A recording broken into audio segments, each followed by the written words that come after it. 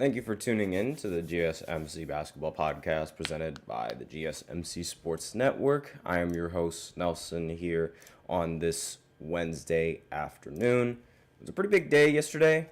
Not going to talk about that, obviously. And there was also some basketball news that ended up going down yesterday as well, aside from other news that I'm not going to be talking about. So we're going to go ahead and cover that all in this podcast and in this segment. So for the first segment, what we're going to talk about is we're going to focus on Joel Embiid and his suspension. The NBA has already done its investigation and has already concluded exactly what it's going to do in regards to Joel Embiid and his suspension.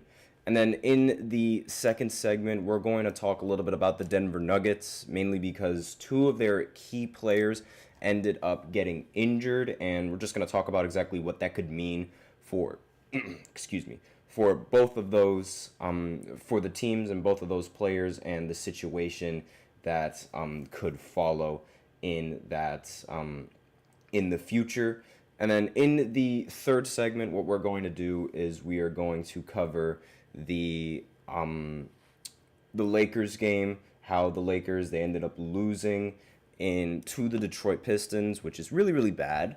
Like any team that loses to the Pistons is really bad. And we're going to go ahead and talk about that in the third segment. And then in the fourth segment, we're going to do a recap of all of the games that went down on Monday. There were no games that went down yesterday for obvious reasons. And that's basically what we're going to be doing. And then we also have a special fifth segment at the end of the fourth segment, so be sure to stay tuned for that if you guys are interested.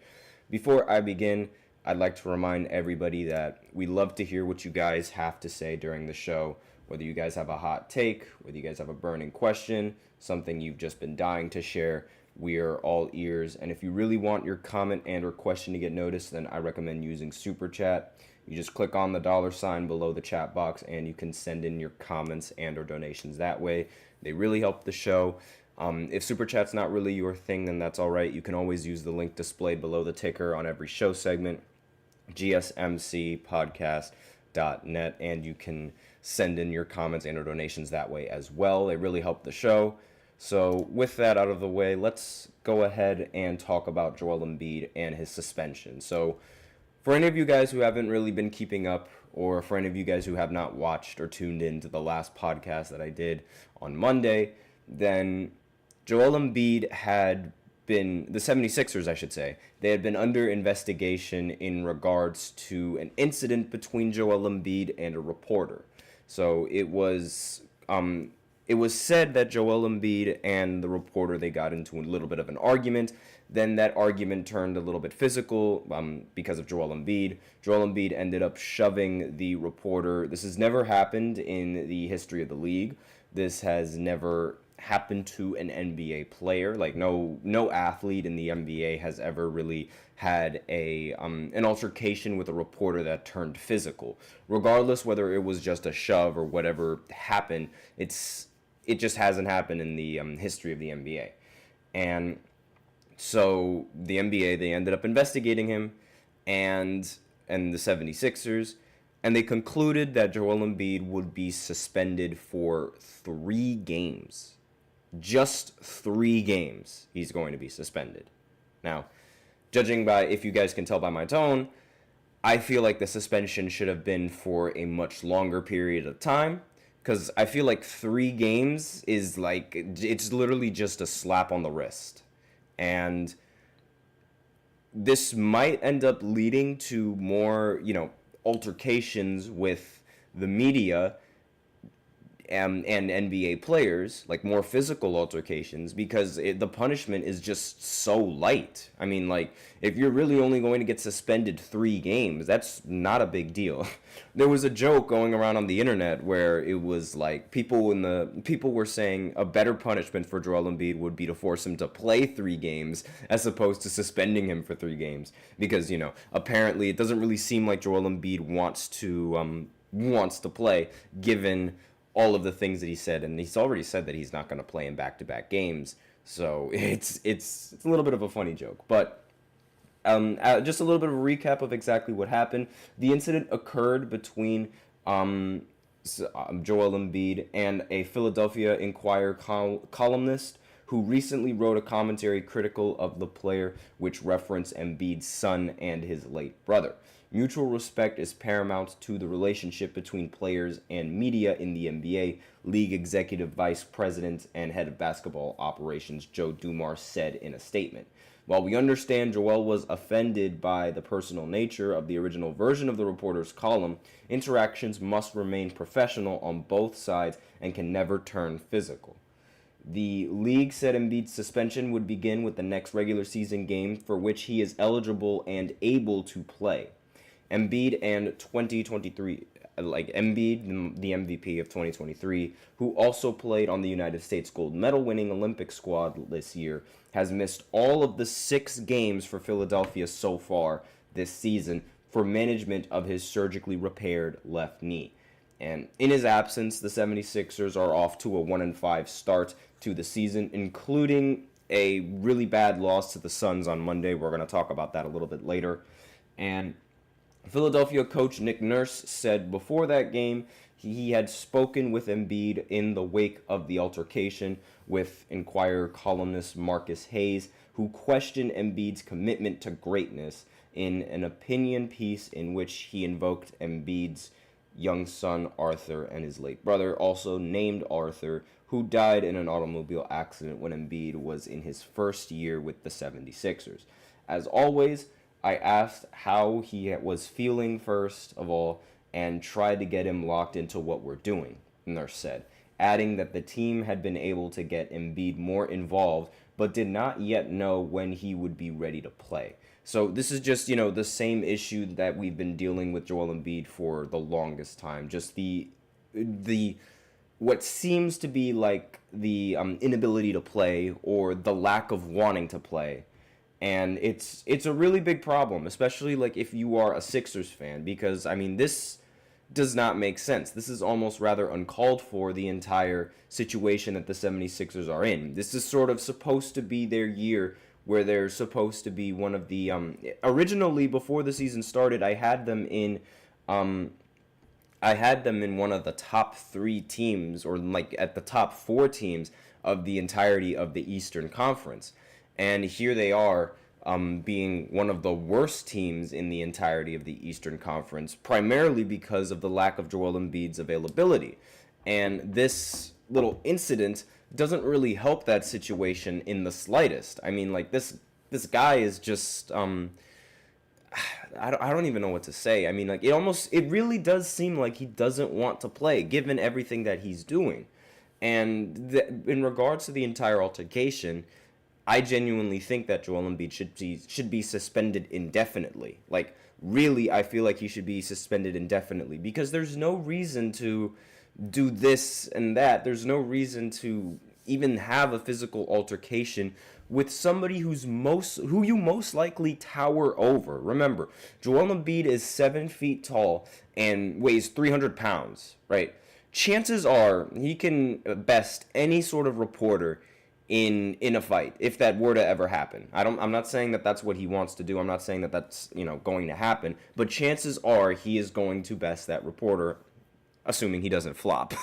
But aside from jokes, you're essentially picking on somebody that is nowhere near, your level of height and it has no way of being able to defend himself against you. It's like you're a big fish in a small pond, relatively speaking, in that instance. You're just the bigger fish and you are going to come out on top anyway. There is absolutely no need to stoop down to somebody's level like that and make the altercation physical. There was just no need for it. And because there's no need for it, and in regards to his height, and I don't just say that about him, I say that for a lot of NBA players, because a lot of NBA players, they make reporters and everyone else look so short. Look at Steph Curry. Steph Curry makes George Kittle look small, which on an NFL field, it doesn't really feel like George Kittle is that small when you see him compared with everyone else. But when you compare him to Steph Curry, who is one of the smaller guards in the NBA, he looks small. And that really says a lot. So imagine how Joel Embiid must make the rest of these people feel. Like, it does not make any sense why he would pick on somebody like that. Not to mention why the NBA didn't suspend him for a much longer period of time. I mean, this was an assault, more or less. Like, again, it was a physical altercation, but pushing somebody that is most likely not even going to be nowhere near twice your size, or nowhere near as tall as you. That's just like picking on somebody. That's like, it really doesn't make any sense. Like, the suspension, I feel like it should have been indefinitely, because like this would discourage a lot of the players from actually being able to do this. Because I mean, if Draymond did this, he would without a doubt be suspended indefinitely from the entire league. In fact, let me know in the comments what you guys think of this. If Draymond Green had this altercation with a reporter, what do you think his punishment would have been? Do you think he would have been suspended for a year? Do you think he would have been suspended indefinitely? Do you think he would have been kicked out of the league? Let me know in the comments what you guys think. But if this was somebody else, if this was Draymond Green, then I feel like the suspension would have been much, much, much greater.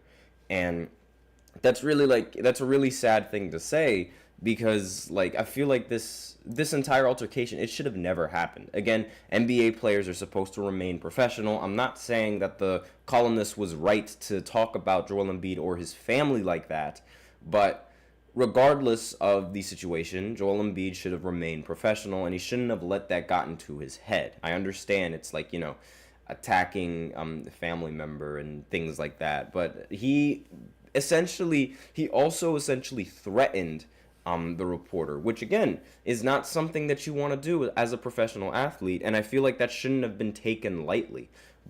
And this might encourage more players to do so. But again, like we'll see how that works. I don't really think that that's what's going to happen. But again, anything can happen, and anything is possible at this point. So that's all that I have to say in regards to Joel Embiid and his suspension for 3 games.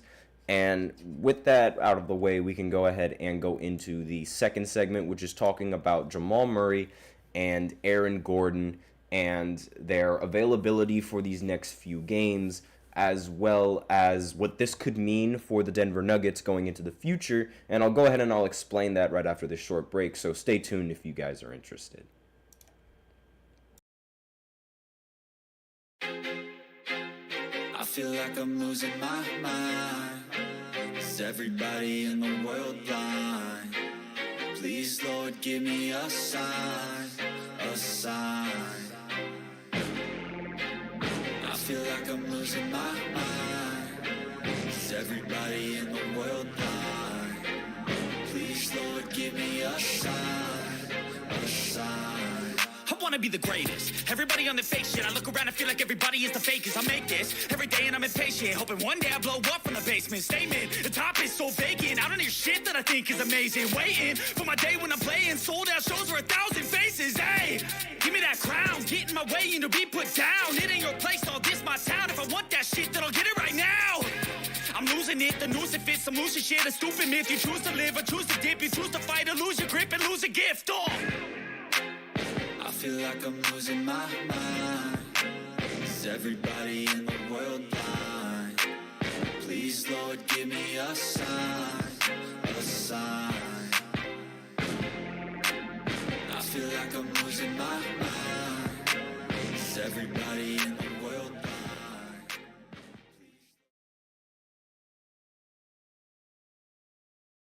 And we are back with the second segment of the GSMC Basketball Podcast presented by the GSMC Sports Network.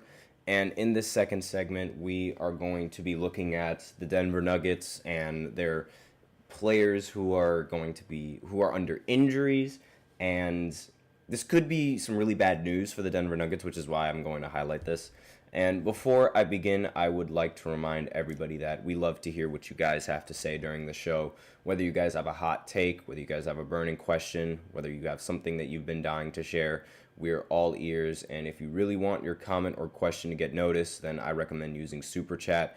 You just click on the $ below the chat box and you can send in your comments and or donations that way. Really help the show. make the show much more interactive between myself and you guys. Once again, if Super Chat's not really your thing, then you can always use the link displayed below the ticker, gsmcpodcast.net, and you can send in your comments and or donations that way as well. They really help the show. So with that out of the way, let's go ahead, excuse me, let's go ahead and let's talk about the situation with the Denver Nuggets. So the Denver Nuggets, they have injuries with two of their most important players. Oops, wrong graphic. Here we go.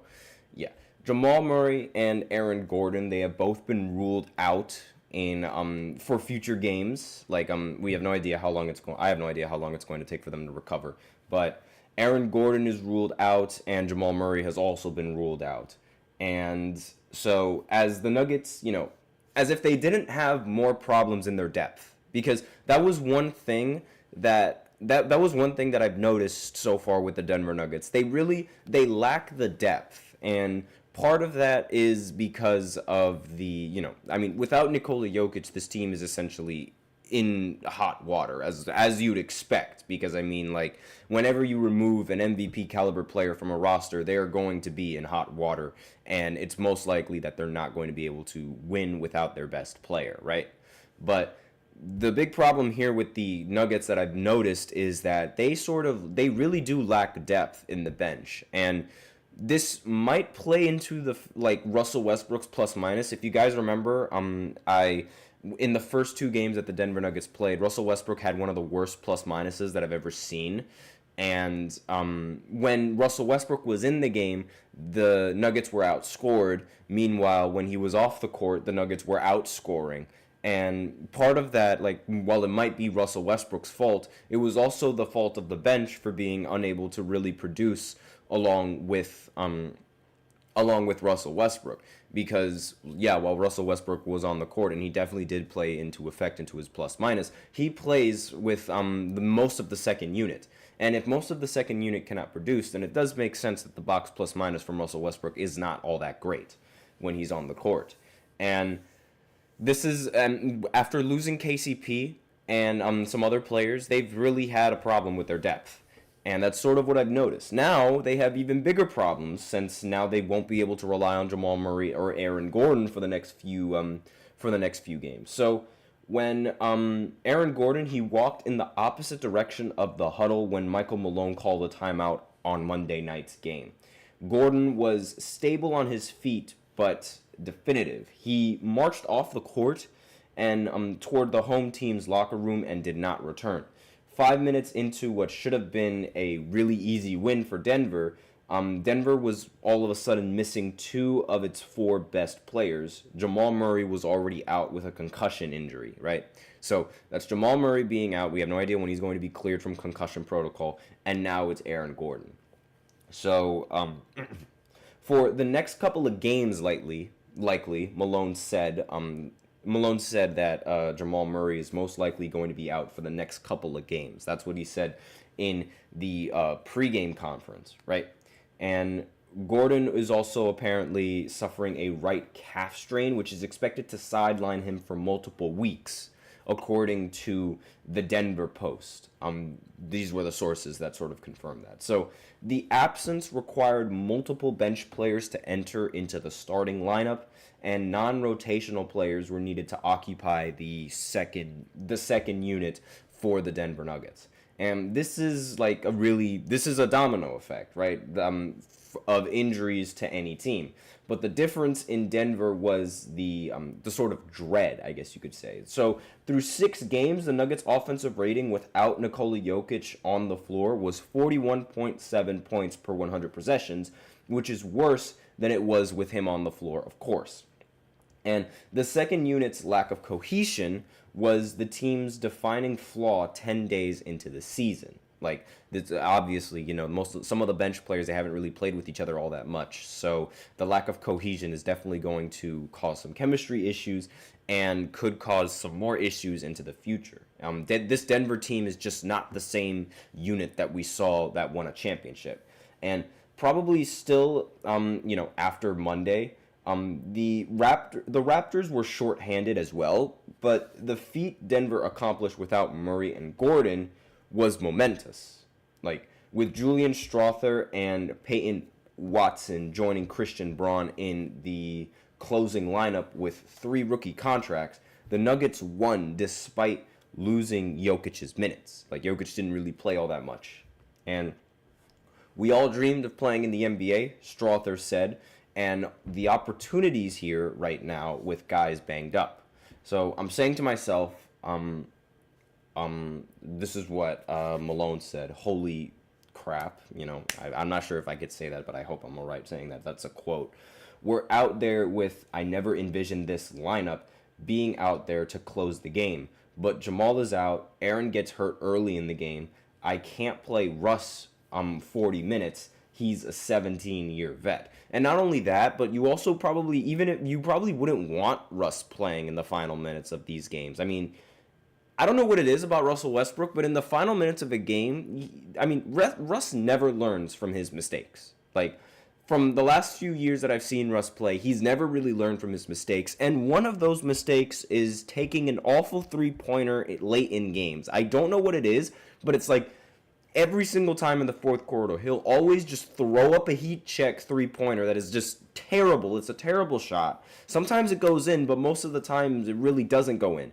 And I don't understand why he does it, but he does it. And not to mention late in situations, he also late in game situations for the previous few years, he's been rather turnover prone. He's been the reason why some of these teams end up losing in the end of the game. And it doesn't seem like he understands the moment. And even though, in his prime, he did understand the moment and what it took to win in those situations. But now that he's, a veteran, it's less likely that he's able to do so. So leaving him in the game in the final minutes of a fourth quarter is not ideal. And since the start of the 2022-2023 season playoff games included, the Nuggets are 6-36 when their centers plus minus is in the red category. They went 2 for 19 in those games last year. So if Jokic is not having a very good game and is not outscoring while he's on the court, then the Nuggets tend to end up losing, which really shows just how valuable Jokic really is. Jokic played as poorly as anyone can possibly play with 28 points, 14 rebounds, and 14 assists stat line. He turned the ball over 7 times, including one costly pass out of bounds while targeting an unprepared Watson in the last minute. A miscommunication Jokic refused to blame on the young forward. Even more detrimentally, he couldn't get a stop against Raptors setter Jakob Poeltl until he was bailed out, fittingly by one of his younger teammates who wouldn't have been on the floor without those injuries. So Strawther attacked the rim with 3:53 remaining and drew a foul. Poeltl's 6th foul, and that ended up, getting him ejected from the game. He was disqualified 2 minutes into Denver's dramatic 11-point comeback, and the Nuggets suddenly had life. And it ended up being only Strawther's second most important drive of the game. With 1 minute left to go, his tough finish off the window turned out to be the last field goal for either team, giving the Nuggets a 120-119 lead and vindicating the 22-year-old's place on the floor after a shaky first half defensively. So this was obviously very, very solid performance coming in from their bench players, and this is something that they have to keep up for the remainder of the season, not just for in the expectations and waiting for Aaron Gordon and Jamal Murray to come back. They need this kind of productivity and this kind of production throughout the rest of their season if they want to have a chance of even competing in the postseason and possibly making it to the finals again. That is just something that they have to do. And because, again, chances are, if judging by how the Nuggets have been playing, if it's really tough to say that the lineup with Aaron Gordon and Jamal Murray would have done enough to be able to win against. I mean, I know that says that really does say a lot about where the Denver Nuggets are at, that not having 2 of your best players, it's rather unclear what's going to happen in this game, especially considering how the Raptors are injured and also don't have one of their best players. But aside from that, like, this is the production that you need coming in from the rest of your bench, and this is the production that you need coming in from the rest of your players if you want to succeed in the postseason. So this is something that I feel like they're going to have to keep up for the remainder of the season if they have any hopes of making it through to the championship and actually being able to compete in the postseason. But them being out, obviously, it's not going to be easy. But we'll see. Who knows? Maybe Russell Westbrook can actually have some solid production in a lot of these games. And it's not like he didn't play well in this matchup against the Toronto Raptors. Like, let me go ahead and just look at the stats. Let me go ahead and look at the stats real quick. Hold on. Because I don't have the box scores memorized, obviously. But let's see. Where is he? Did he even play in this game? Yeah, he did. What on earth am I talking about? Yeah. He ended the game with 21 points, 6 rebounds, and 6 assists.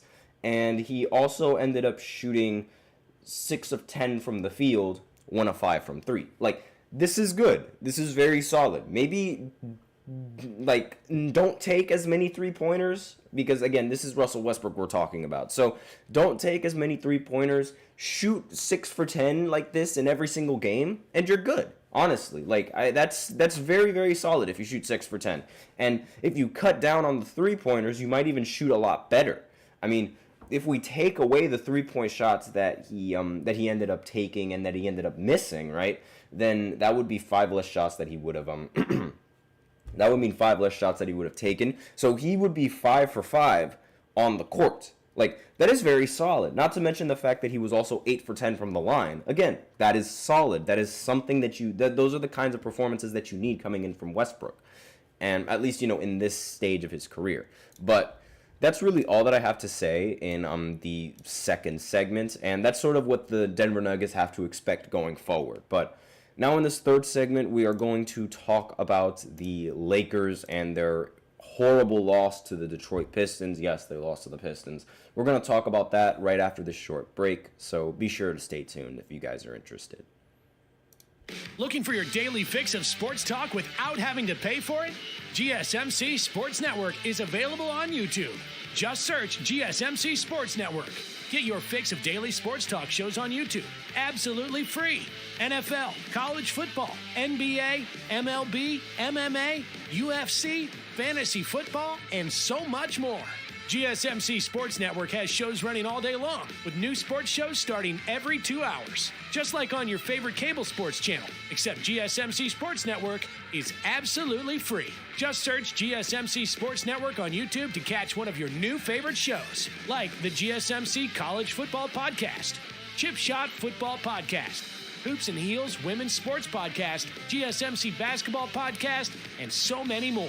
Check it out for yourself. GSMC Sports Network, now available on YouTube absolutely free. Search GSMC Sports Network on YouTube right now.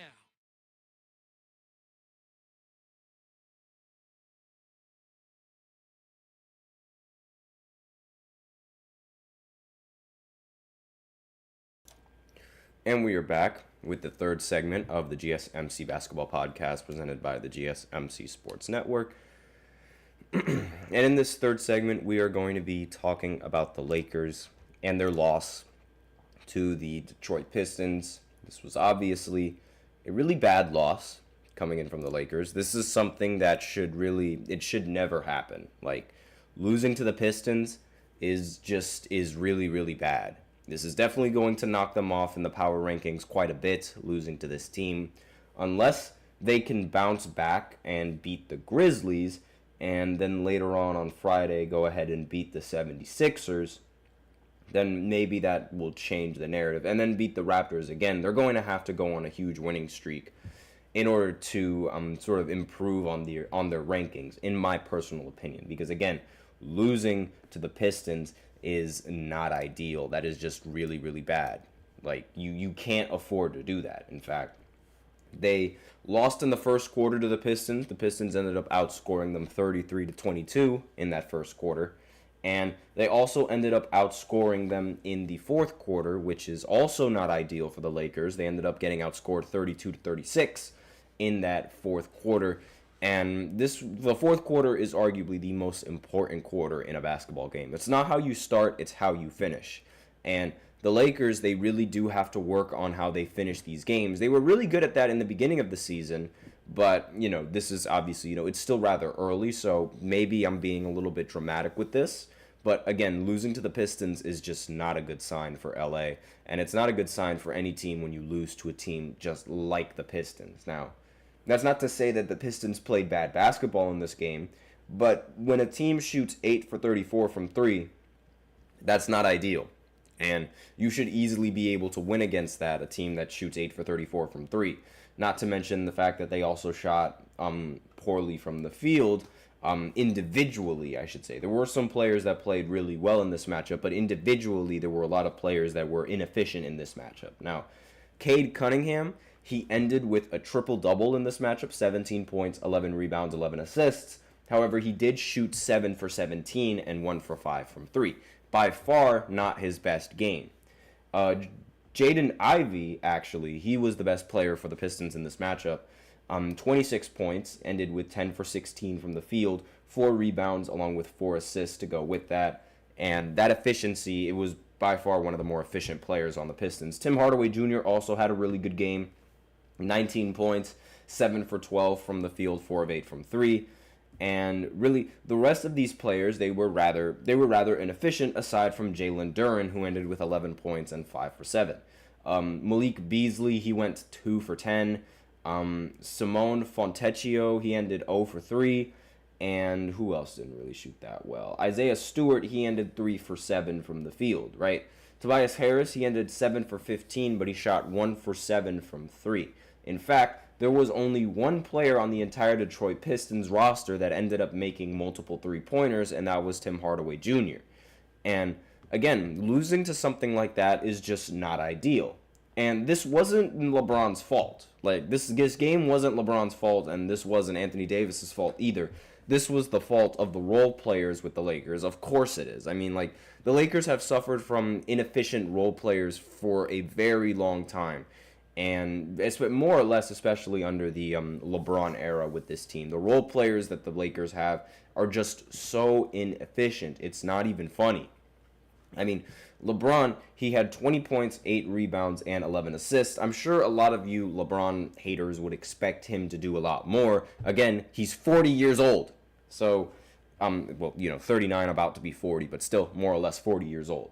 And he did go 7 for 16 from the field. Again, this is not really a LeBron performance that was to be expected, but still, it's not like he played bad in this matchup. I do expect him to do a little bit more, but again, he cannot be pushing himself like that at the age of 40.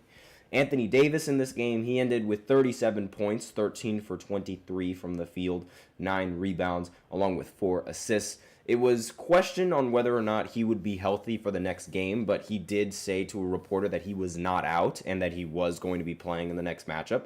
So hopefully nothing bad happens to him there. But still, this was all the fault of the role players.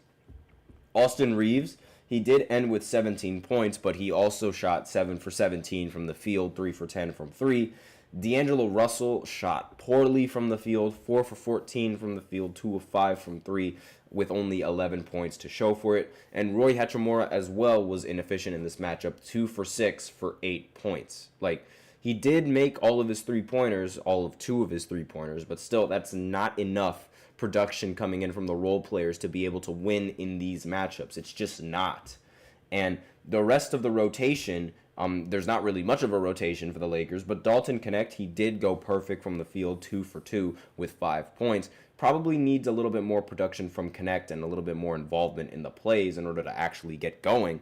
But this, again, Austin Reeves and D'Angelo Russell, the biggest reason why they ended up losing in this matchup was because of those two players and their inefficiencies. If they were to just hit a couple more shots, then this game would have been a lot closer than it was. And you could say the same about, LeBron. If he kept with his 25 point per game average that he usually does, then maybe they would have also had a much better chance. But still, this falls on the role players for taking so many shots. I mean, they all took, both of them, actually, Austin Reeves took more shots than LeBron and way more three-pointers than LeBron as well. And D'Angelo Russell, he took 14 shots, which is less than LeBron, but still, you have to be efficient and you got to make those shots. I mean, like, you cannot be scoring the same amount of points or fewer points than the amount of shots you attempt. That's just not good. That's really, really bad, and that's really inefficient. And this is just sort of this is not really the expectation for the Lakers. They really got to cap down on those role players, and they have to have production coming in from these role players. Otherwise, it's just going to spell bad news for them in the future. And again, like, this might just be a little bump in the road. We'll have to see how this goes against the matchup with Zach Edey and the Memphis Grizzlies. Again, we'll see. The Grizzlies, they did end up losing to the Brooklyn Nets. We're going to actually talk about that after this short break in the fourth segment, where I do my recap for all of the games. But that's really all that I have to say about the Lakers. Just an embarrassing loss coming in, and a big reason for that loss is because of their inefficiencies. So with that being said, I'll be back after the short break to recap the rest of these games, so be sure to stay tuned if you guys are interested.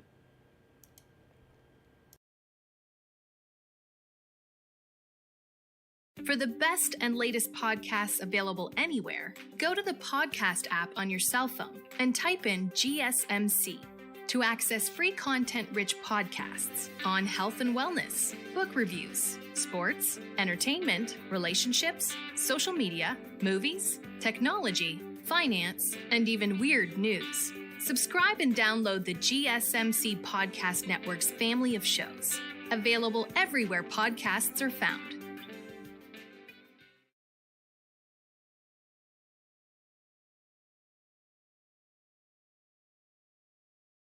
And we are back with the fourth segment of the GSMC Basketball Podcast presented by the GSMC Sports Network. And in this fourth segment, we are going to be talking about the rest of the NBA games that went down on Monday. Since I was unable to do the recap yesterday, I did not work yesterday because of reasons. So we're going to go and dive right in and talking about this. So I already said that the Memphis Grizzlies, they ended up losing to the Brooklyn Nets, so I might as well go ahead and continue to cover that. They lost 106 to 104. Zach Edey played phenomenally in this matchup. 25 points, 11 for 12 from the field, 12 rebounds, 4 blocks. He became the first rookie with 25 points, 10 rebounds, and 4 blocks, and shot 90% from the field in a game since Hakeem Olajuwon back in 1984, which is very, very, very impressive. Like, this was a very, very good game. And this was a game that I didn't really expect the Brooklyn Nets to win. I mean, Ja Morant was cooking in the entire first quarter of this game. In fact, he was so good that he made 2 360 layups over the Nets. Like, that was honestly one of the craziest things I've seen. I mean, when he did that first 360, I was like, ooh, that was nice. And then he did it again, and I was just like, okay, he's like that, right? But we know that's Ja Morant. That's just how athletic he is, and he's really like that. And it seems like he sort of refined his game to try and take fewer dunks and start landing a bit more safely so that way his knees don't give out, which is a good thing, right? Now, he also ended the game with 25 points, 9 assists, and 5 rebounds to go along with that, and shot 10 for 22 from the field. Not as efficient as Zach Edey was, but again, Zach Edey is just so tall. I mean, he better go 11 for 12. He also went 1 for 1 from 3, which is also very surprising. If he develops a three-point shot, then that's, I mean, a consistent three-point shot, then that really does say something about his game. Jaren Jackson Jr., he ended the game 5 for 11 from the field with 15 points. Scottie Pippen Jr., he ended the game with 6 for 13 from the field with 14 points. And Santi Aldama, he ended the game 4 for 12 with 9 points. So, you know, not really much production coming in from the rest of the players. Not to mention Jalen Wells, 3 for 12 with 6 points. That was just less than ideal. And Dennis Schroeder for the Brooklyn Nets, he's been playing really, really well. And hold on just 1 second. Let me just go ahead and wait for the box scores to load, because sometimes there's always issues with the Wi-Fi, especially while I'm streaming. Hold on 1 second. Can this thing load, please? Please? All right, there we go. All right. Now, Schroeder, he ended the game with 20 points, 6 assists, along with 2 rebounds, and he's been playing very well. Like, in the last few games, he's been playing very well for the Nets. Cam Johnson ended the game with 20 points, 3 rebounds, 2 assists. And Cam Thomas, he ended the game with 13 points and 6 assists to go along with that. And Cam Thomas, he didn't really shoot that efficiently from the field in this matchup. 6 for 17, 0 for 4 from 3 with only 13 points. Again, not really that efficient, but a win is a win. And he got the production, well, the Nets got the production coming in from Johnson as well as Dennis Schroeder. And even Dorian Finney-Smith, who ended the game with 17 points and 6 for 10 from the field. And really, that's all she wrote. I mean, the game really came down to the very end where, despite Memphis outscoring the Nets in this matchup in the fourth quarter, they still ended up prevailing, right? And let me just go ahead and look at the it looked like it was going to be really close, but Dennis Schroeder, he ended up making the layup that ended up giving the Nets the score of being up 106 to 101. Then Jaren Jackson, he ended up making a very clutch 3-point shot to make the score within 2. But, you know, obviously the Nets got the ball back. They ended up calling a timeout, and all they had to do was really hold on to the ball. And Cam Johnson, he ended up getting blocked by Jaren Jackson. But then the Nets got the offensive rebound, and there was a shot clock violation. And then in the final few seconds, Santi Aldama, he missed a 3-pointer that would have ended up winning the game. Luckily, he missed, and that was the big reason why they ended up losing. So those were the final minutes of that game. Now, the Warriors, they end up winning another game. This time, Steph Curry is in the mix. 24 points, 6 assists. They beat the Wizards. Again, this is not a good win to really gloat about because they are the Wizards. But aside from that, it is a win. They moved to 6-1. Andrew Wiggins didn't really play well, 5 points. Draymond Green, he ended with more points than anybody else aside from Steph Curry in this matchup. And Buddy Hield, which is really impressive. 5 for 7 from the field and 3 for 4 from 3. Buddy Hield went 7 for 14 with 20 points, 3 for 8 from 3. And he's really been a very solid option for the Warriors, especially off the bench. Like, this is just peak performance coming in from Buddy Hield. Jonathan Kuminga, he also played pretty good in this matchup, 7 for 15, 0 for 2 from 3 with 15 points. And on the Wizards side, Jordan Poole, of course, he was the leading scorer. 24 points, 8 for 20, 2 for 10 from 3.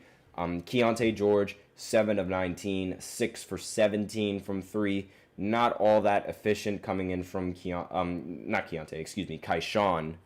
George, 20 points, again, on 19 shots. It's all right, but again, that 6 for 17 from the field is just, that is bad. But not to mention the rest of the players. I mean, Alexander Sarr, 3 for 10 from the field. This is one of the worst top 2 draft picks I've ever seen. I don't understand. Like, this is the fact that they're not getting any sort of media coverage. Zachary Rasacher or Alexander Sarr is just absolutely ridiculous. They're the number 1 and the number 2 pick in the draft, and they're playing horribly. I don't understand why this media is more focused on talking about Bronny. In fact, speaking of Zachary Rasacher, they ended up playing the Celtics today. So let's go ahead and talk about that. The Celtics, they ended up winning 123-93. Of course they did. They are the Celtics, and they're going up against the Hawks. Jason Tatum, another MVP caliber performance, 28 points, 9 assists, 6 rebounds. Crafty PG's in the chat. What's up, Crafty? Derek White, he ended the game with 21 points, 6 rebounds, along with 6 assists. Drew Holiday, 16 points, 3 rebounds, and 2 assists. I mean, this is just, a classic Celtics victory. They always play well, especially against teams like the Atlanta Hawks.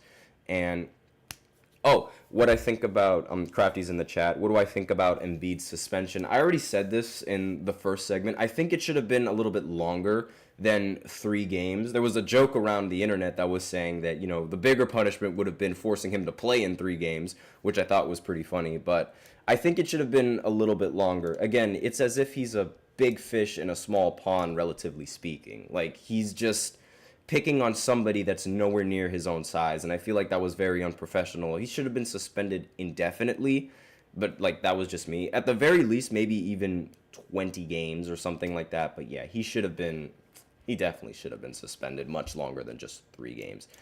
And Crafty continues saying, the Celtics are hooping. Yep, yes they are. They are indeed hooping. They are definitely the same unit that we saw last season. They do have the best chances of repeating. PJ Hatcher in the chat, the Cam Thomas show. He didn't really play well in that last game, and it wasn't really a good game coming in from Cam Thomas. The rest of the players ended up playing pretty well though. Crafty's in the chat saying scared of when they get Kristaps. Yeah, that's really true. Like, I mean, they haven't even. This just shows how good of a unit the Boston Celtics are. Not even having one of their best players in Kristaps Porzingis. I mean, just like he said, just imagine what would happen when he gets back. But more so on like the rookies. And yes, I'm also surprised that the Warriors are 6-1. But Zachary Rasacher, I mean, he ended the game with 15 points, but he also took 15 shots, 6 for 15 from the field. And I don't understand like why these rookies, these top 2 picks in the rookie class, have gotten zero media attention based off of their performances. Like, I was already talking about how Alexander Sarr was just playing horribly with the Wizards, and now Rasacher is not really playing all that well either. It's like they're not getting any sort of coverage whatsoever. It does not make any sense. Not to mention Trae Young, he was awful tonight. 1 for 10 from the field with only 2 points. Absolutely horrible. But again, this is the Boston Celtics and their defense. They have some very, very good perimeter defenders on the starting lineup. But aside from that, there's no excuse for going 1 for 10 from the field and 0 for 6 from 3. That's just really, really bad coming in from Trae Young. And I mean, this isn't really like a shocker. They are the Boston Celtics against the Atlanta Hawks. Like, I feel like everybody sort of saw this win coming, right? And Crafty's in the chat saying, yeah, Embiid's dumb. I agree. I mean, like, yeah, it just did not make any sense. Like, you're supposed to be professional. Like, you're supposed to be a lot better than that. But again, that's just me. Now, the next matchup that we're going to talk about is the Knicks. They went up against the Houston Rockets. They ended up losing again, so fantastic. Brunson ended up getting 29 points. All of it was for nothing. And yeah, I know Trae Young was really, really bad, but Jalen Brunson, he was not really, really bad. Even though he ended the game going 9 for 24 from the field. OG Anunoby, he ended with 21 points. This was the production that you need from OG if you really want to be able to contend with the Celtics. But the rest of these players, Karl Anthony Towns, 17 points, 7 for 17. Mikal Bridges, 6 for 14 with 15 points. That is not the production that you need coming in from these players if you expect to compete against the Boston Celtics. And struggling against the Houston Rockets, I'm not going to say that Houston is not good, but they're more of like that, mediocre team where it's like anything can really happen. They could either make the play-in or they could make the playoffs, and I wouldn't really be surprised. Or they could lose and like not make the playoffs at all, or the play-in, and I still wouldn't be surprised. Regardless, Sengun ended with 25 points and 14 rebounds. Van Vliet ended with 19 points. And Jalen Green, he ended with 15 points as well. And let's just look at the field goals coming in from the team. Jalen Green didn't really shoot all that well. 5 for 15 from the field with only 15 points. But again, a win is a win. They were able to win by double digits despite the fact that they were shooting rather poorly from 3, 8 for 33. I did actually mention Zach Edey. He was the first rookie to ever record a stat line like that since Hakeem Olajuwon. So that's very, very impressive coming in from Zach. Unfortunate that it ended up being a loss, but still. Let me see. How are we doing on time? All right, so we're running a little bit low on time, so I'm going to go ahead and go into a break. I'm going to continue with this recap as well as go ahead and go into the 5th segment, which is going to be my predictions going into the next game. So I'll be right back after this short break. Be sure to stay tuned.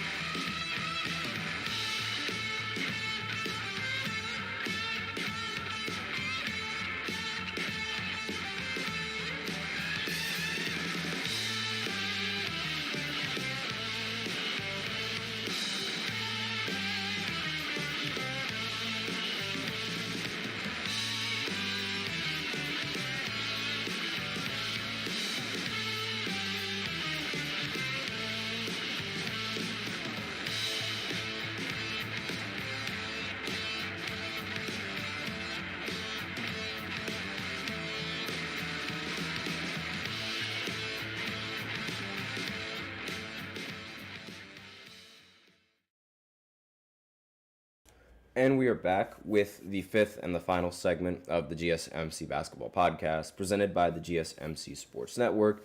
And in this final segment, I'm going to continue with the recap of the rest of the games that went down on Monday. And then I'm going to give some predictions of what I have on who's going to win in the matchups later going on tonight.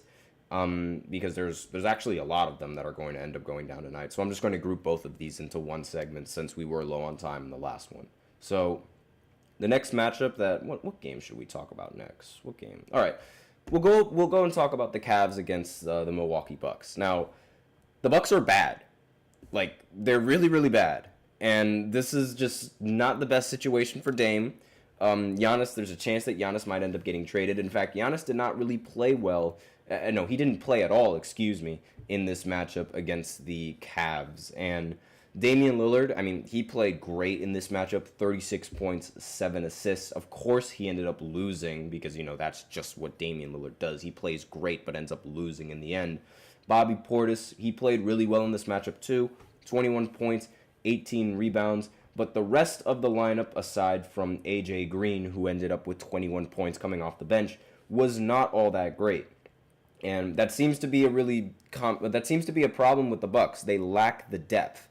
And Gary Trent was awful, 1 for 7 from the field and 0 for 3 from 3.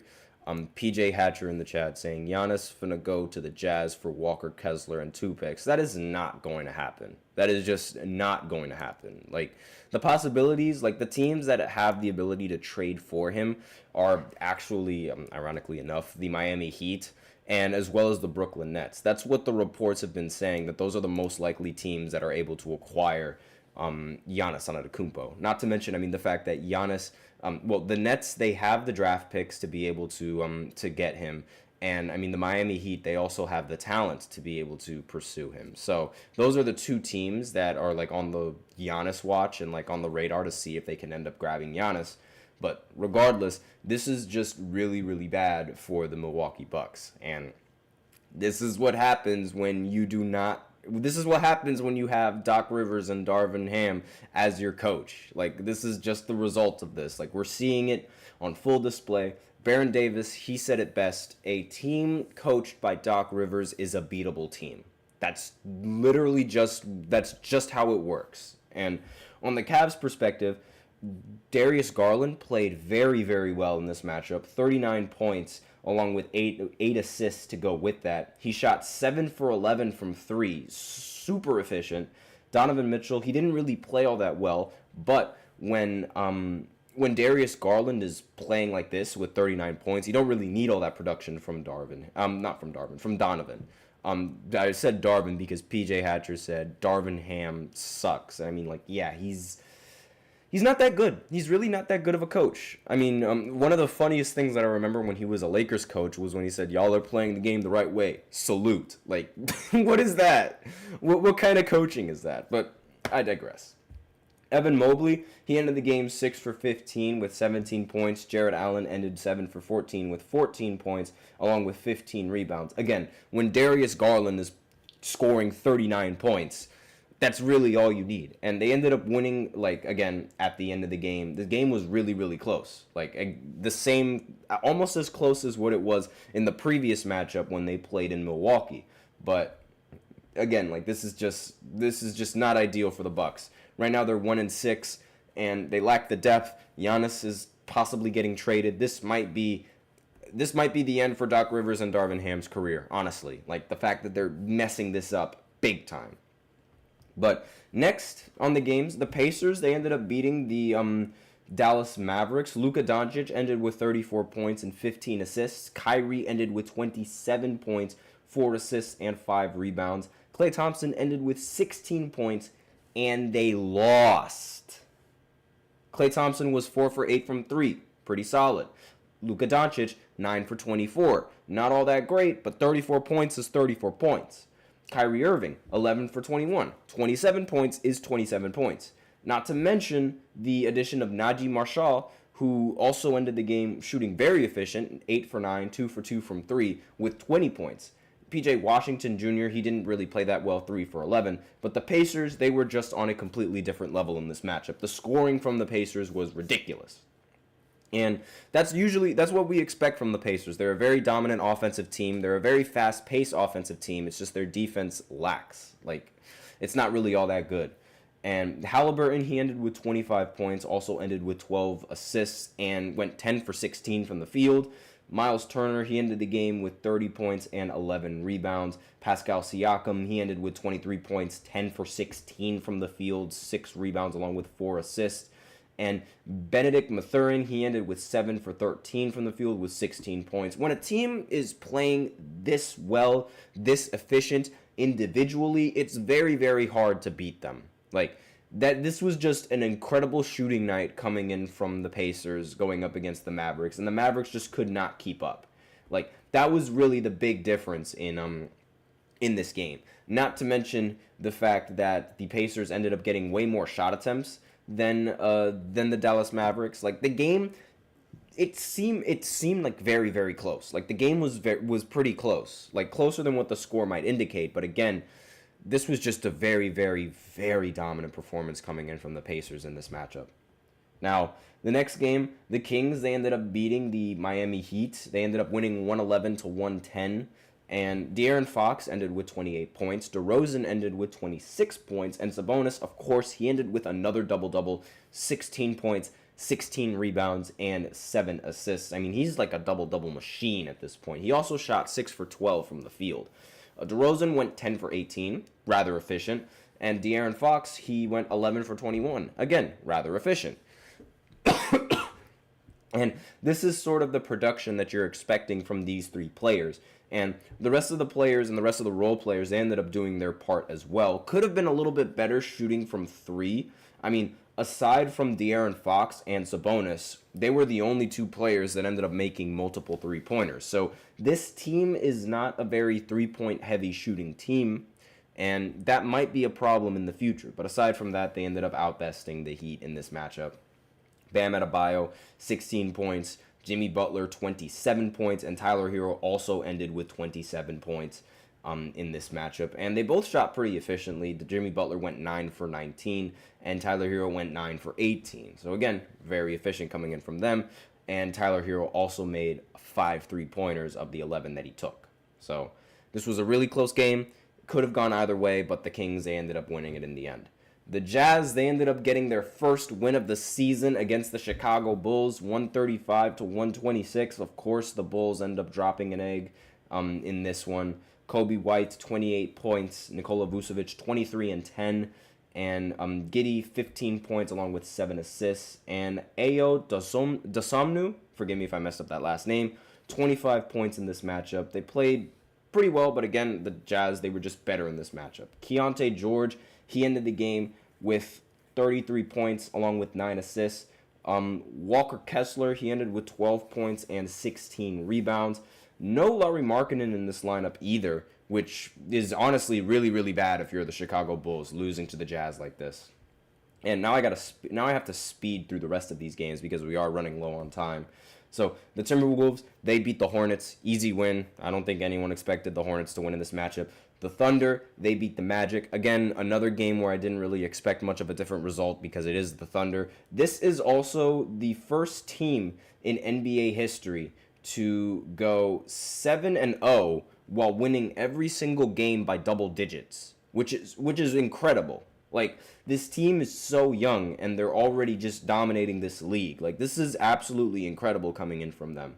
And again, I'm not really going to talk much about this game because, like, it's the Magic without Paolo Banchero. They just didn't stand a chance against the Thunder.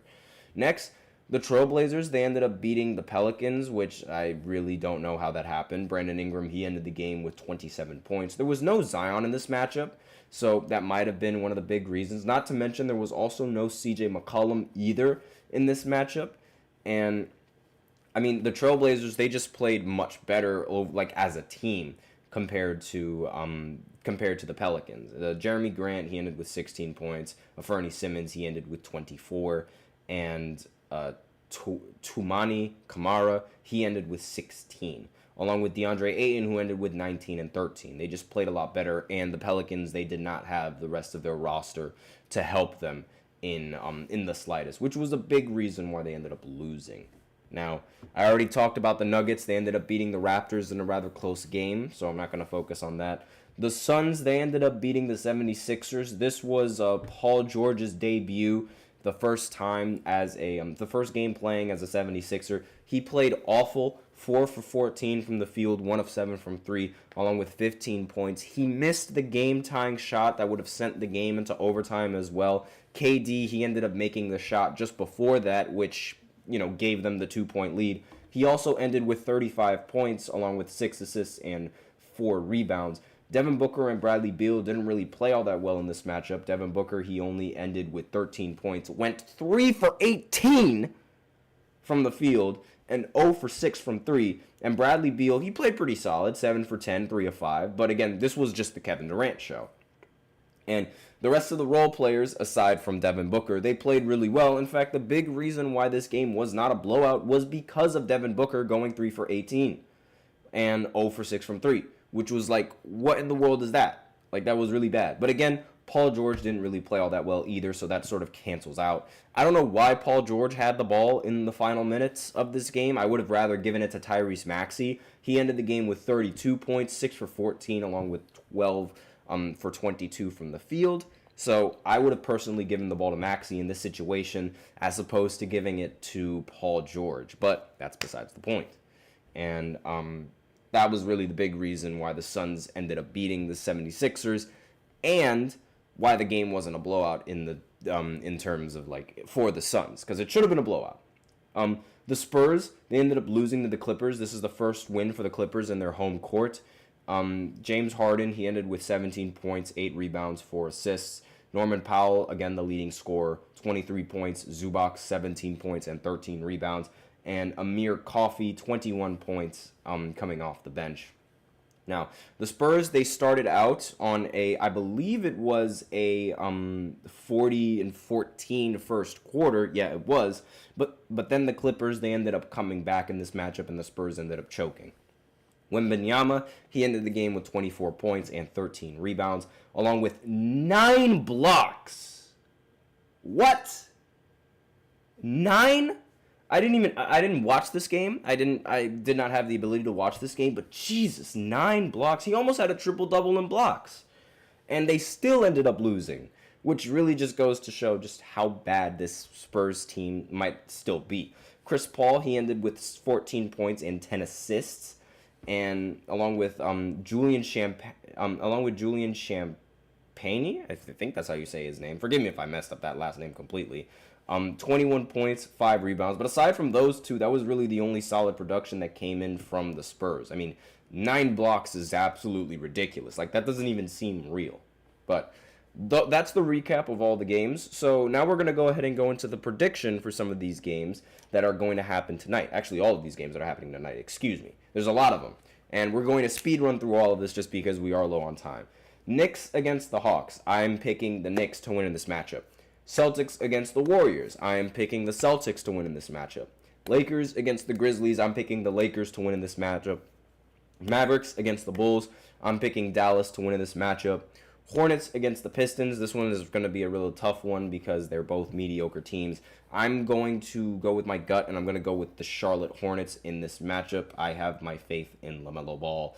And, I mean, the last game that the Hornets ended up losing to a very, very competent team. And LaMelo, he didn't really play. He was the best player on the floor for the Hornets. Of course he was. But again, it just really wasn't enough for the Timberwolves. So I think that they have this one. They play at home against Detroit. I think that they'll have this one. The Magic are going up against the Pacers. I'm picking the Pacers in this matchup. Spurs are going up against Houston. I'm going to go with my gut and pick Houston in this matchup. The Cavs are going up against the Pelicans. I'm going to pick the Cavs to win in this matchup. Thunder are going to match up against the Denver Nuggets. Again, I'm going to pick the Thunder in this matchup. I'm not picking Denver to win in this matchup at all, especially in regards to the injuries to Aaron Gordon and Jamal Murray. The Heat are going up against Phoenix. I think I'm going to go with the Phoenix Suns in this matchup. They seem pretty competent. 76ers against the Clippers. I think the Clippers are going to want their revenge against Paul George, and I think they're going to play really well, especially now that they play at home. And next is the Raptors going up against the Kings. I have the Kings prevailing in this matchup, especially since the Kings play at home. So those are my predictions for the games. We'll see if I end up getting all of them right. Chances are I probably won't, because that is just my luck, and I always end up getting at least 2 wrong, but we will see. The road to getting a perfect prediction, it's still going on, so hopefully we can get it done in today's matchups. But that's all that I have to say for this segment. That's it for the show. Thank you so much for tuning in to the GSMC Basketball Podcast, presented by the GSMC Sports Network. Your support means a lot to us, so remember to subscribe to the show and leave a positive review. It really does make a difference. We also invite you to follow us on Facebook, Twitter, TikTok, and Instagram for more content and updates. As usual, we'd love to hear what you guys have to say during the show, whether you guys have a hot take, whether you guys have a burning question, or anything that you've just been dying to share. We're all ears. If you really want your comment or question to get noticed, then I recommend using Super Chat. You just click on the $ below the chat box, and you can send in your comments and or donations that way. If Super Chat's not really your thing, then you can always use the link displayed below the ticker on every show segment, gsmcpodcast.net, and you can send in your comments and or donations that way as well. Either or really help the show, make it much more interactive between myself and you guys. And that's all that I have to say on this podcast. Again, thank you so much for tuning in. Be sure to tune into the rest of these games that are happening later tonight. I am your host, Nelson, and as always, take care.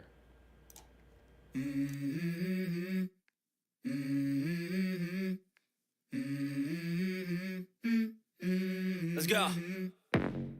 I wake up to a little bit of drool on my pillow, feel like it's gonna be a bad day. Yeah, I'm tired of shit, and the coffee ain't hit yet.